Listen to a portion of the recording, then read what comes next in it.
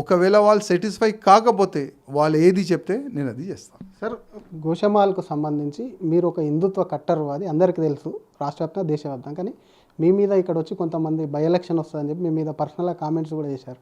అది మొన్న హైదరాబాద్ పార్లమెంట్ నుంచి పోటీ చేసిన మాధవీలత చాలా హాట్ కామెంట్స్ మీ మీద ఆరోపణలు చేసి చేశారు. ఆ అలిగేషన్స్ మీరు ఎట్లా చూస్తారు ఆమెకు సంబంధించి ఆమె చేసినటువంటి కామెంట్స్? ఇప్పుడు మాధవీలత గారు ఏంటంటే ఇప్పుడు బీజేపీ ఆయన హైదరాబాద్ పార్లమెంట్కి ఆయన పోటీ చేసిన ఒక మంచి క్యాండిడేట్. ఇప్పుడు ఇక్కడ బై ఎలక్షన్ వస్తుంది అని చాలామంది అనుకుంటారు. మాధవీలత గారు కాకుండా ఇప్పుడు బీఆర్ఎస్ వాళ్ళు కానీ ఈ కాంగ్రెస్ వాళ్ళు కానీ పాత నాయకులు బట్టలకి ఇస్త్రీ కొట్టుకొని మళ్ళీ పబ్లిక్లో తిరుగుతారు. ఇక్కడ బై ఎలక్షన్ వస్తుంది, ఇక్కడ వస్తుంది బై ఎలక్షన్ కష్టం.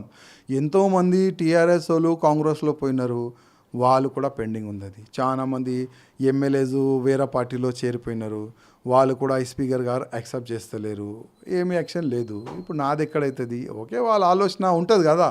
ఇప్పుడు మిమ్మల్ని పర్సనల్గా అటాక్ చేసింది రాజాసింగ్. అసలు హిందుత్వవాదే, ఒక శ్లోకం కూడా రాదు, ఎట్లా హిందుత్వవాది అవుతాడు, కనీసం ఆయన ఒక శ్లోకం చెప్పగలడా ఇట్లా అని చెప్పి పర్సనల్గా అటాక్ చేసింది మీ మీద.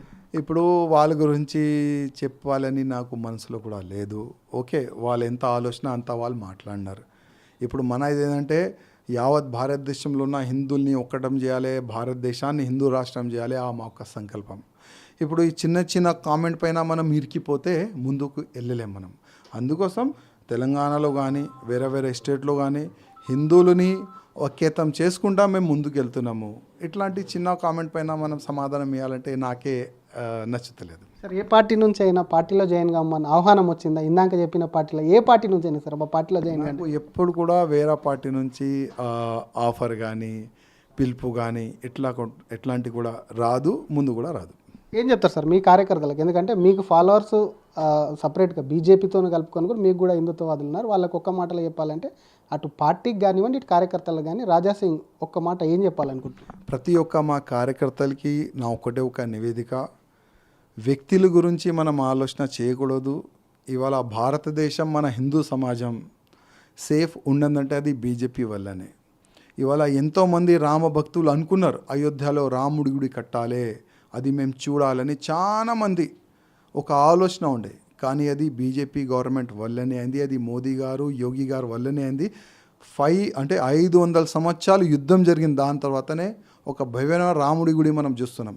ఇదే బీజేపీ గవర్నమెంట్ వల్లనే కాశీ మథురలో కూడా చాలా పెద్ద గుడి కడతారు. అందుకోసం ఏ కార్యకర్త కూడా వేరే ఆలోచన పెట్టకూడదు.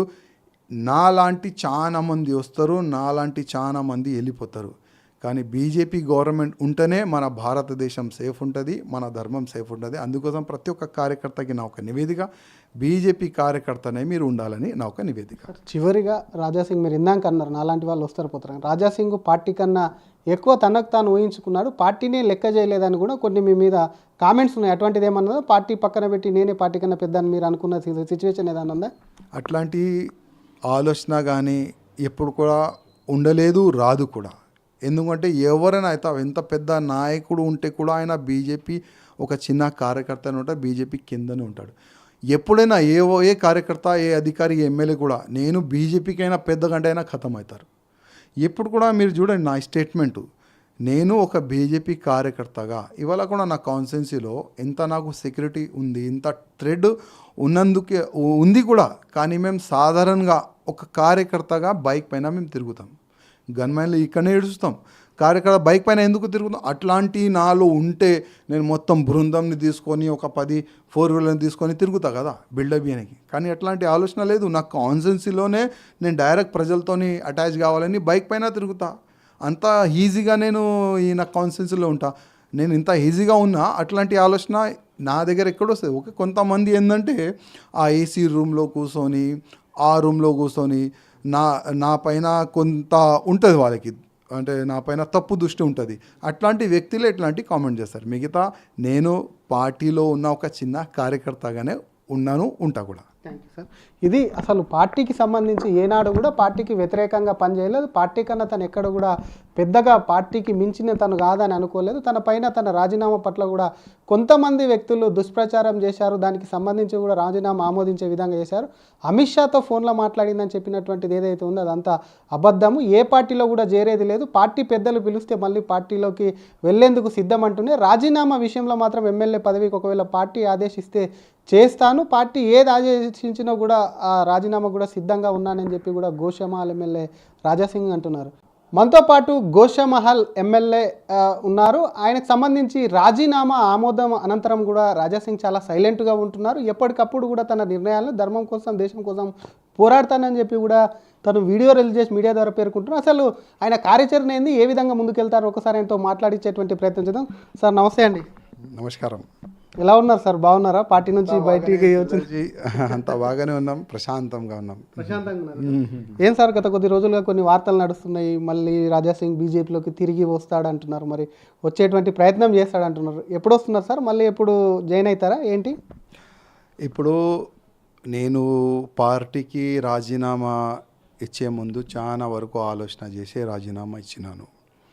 నేను అనుకున్నాను, నేను రాజీనామా ఇచ్చిన తర్వాత మా కేంద్ర పెద్దలు అసలు తెలంగాణలో ఏమి జరుగుతుంది వాళ్ళు ఒక రిపోర్ట్ తెప్పించుకుంటారని నేను అనుకున్నా. అసలు తెలంగాణలో ఎందుకు బీజేపీ గవర్నమెంట్ వస్తలేదు ఒకసారి వాళ్ళు ఆలోచన చేస్తారేమో అని నేను అనుకున్నా. అంటే కేంద్ర దృష్టి పడాలి అనే ఆ ఉద్దేశంతోనే నేను రాజీనామా ఇచ్చిన. ఎందుకంటే చాలా వరకు తప్పులు జరిగినాయి, ఎన్నో సంవత్సరాల నుంచి తప్పులు జరుగుతున్నాయి. దాదాపు 3 times ఎమ్మెల్యే అయిన తర్వాత కూడా ఇవాళ పార్టీలో ఎక్కడో మాకే అర్థమవుతలేదు. ఇవాళ అంటే 2018లో మొత్తం స్టేట్లో మా గోషామహల్ ప్రజల ఆశీర్వాదం వల్ల ఒకటి సీట్ మేము గెలిచినాము.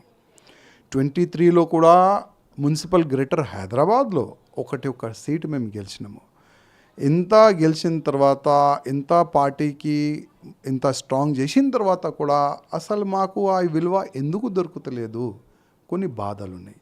గవర్నమెంట్ రానికి ప్రతి ఒక్క బూత్లో, యావత్ తెలంగాణలో ఉన్న ప్రతి ఒక్క బూత్లో మా బీజేపీ కార్యకర్తలు కష్టపడుతున్నారు.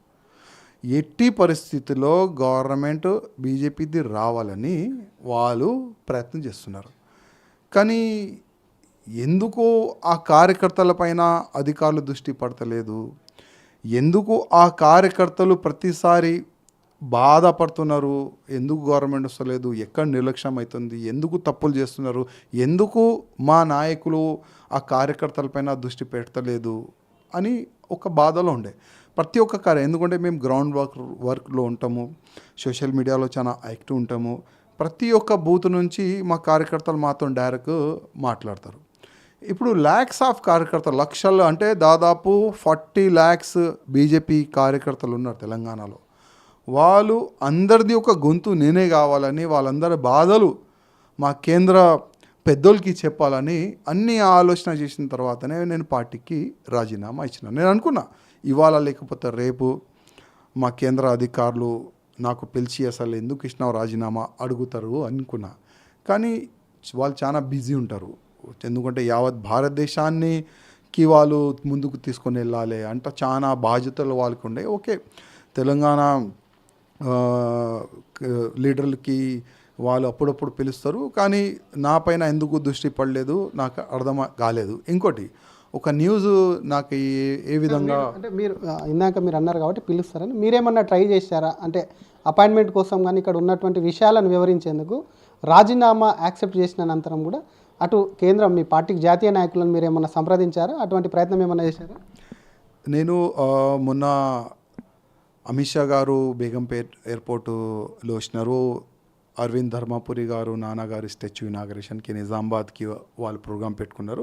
నిజామాబాద్కి వెళ్ళాలనుకున్నాము, కానీ మళ్ళీ పార్టీ నుంచి ఆదేశం వచ్చింది, ఏ నాయకులు ఎక్కడున్నారు అక్కడనే ఉండాలి, కొంతమంది నాయకులు బేగంపేట ఎయిర్పోర్ట్కే ఉండాలి, అక్కడనే అమిత్ షా గారికి రిసీవింగ్ చేయాలి, ఎవరు కూడా నిజామాబాద్ రావద్దని ఇట్లా ఆదేశం వచ్చిన తర్వాత బేగంపేట ఎయిర్పోర్ట్ వెళ్ళిన తర్వాత అమిత్ షా గారు వచ్చిన తర్వాత నేనే రిక్వెస్ట్ చేసిన,